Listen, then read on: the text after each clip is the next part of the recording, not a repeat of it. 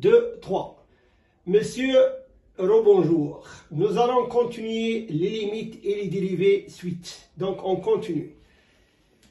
Donc, on a dit, la limite quand x tend vers 0 de sinus de x sur x est égale à sinus de 0 sur 0 est égal à 0 sur 0. Alors, la limite quand x tend vers 0 de sinus de x sur x est égale à la limite quand x tend vers 0 de sinus x', c'est la dérivée de la fonction f de x, et x', c'est la dérivée de la fonction x. La limite quand x tend vers 0 est égale donc, la dérivée de sinus de x c'est cosinus de x, et x c'est 1. Donc, on remplace cosinus de x, x par 0, on obtient cosinus de 0 sur 1, c'est donc 1. Alors, la limite quand x tend vers 0 de sinus de x sur x est égale à 1, et c'est un acquis. Il faut apprendre cette formule. Deuxième exemple, nous allons voir donc la limite quand x tend vers 0 de tangente de x sur x, et c'est égal à la limite quand x tend vers 0 de sinus de x sur x, le cosinus de x. J'ai donc utilisé la formule tangente de x, c'est sinus sur cosinus, est égal toujours à 0 sur 0, et donc indéterminé. La limite quand x tend vers donc tangente de x sur x, c'est la limite quand x tend vers 0 de sinus de x' sur x, le cosinus de x'. C'est la dérivée de la fonction sinus et c'est la dérivée de la fonction x, cosinus de x. C'est toujours limite quand x tend vers 0 de cosinus de x. Sinus de x, sa dérivée, c'est cosinus de x.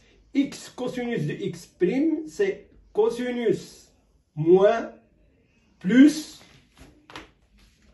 plutôt x sinus de x. C'est donc le cosinus de 0 sur le cosinus de 0 moins 0 plus 0 est égal à 1. La limite quand x tend vers 0 donc de tangente de x sur x est égale à 1. Et c'est un acquis aussi, c'est la deuxième formule à apprendre.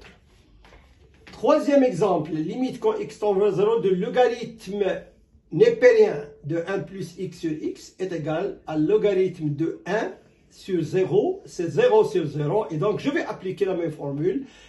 Limite quand x tend vers 0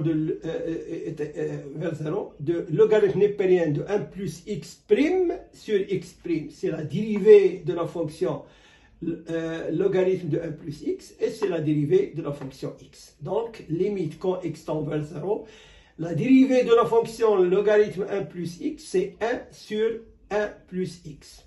Et la dérivée de x', c'est 1. C'est égal donc à 1. Si je remplace x par 0, j'ai 1 sur 1, c'est 1.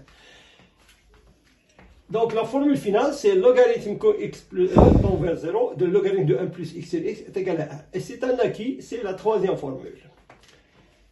Et en quatrième cas, nous allons voir limite quand x tend vers 0 de l'exponentielle de x moins 1 sur x, c'est e à la puissance 0 moins 1 sur 0, c'est toujours 0 sur 0, et donc indéterminé.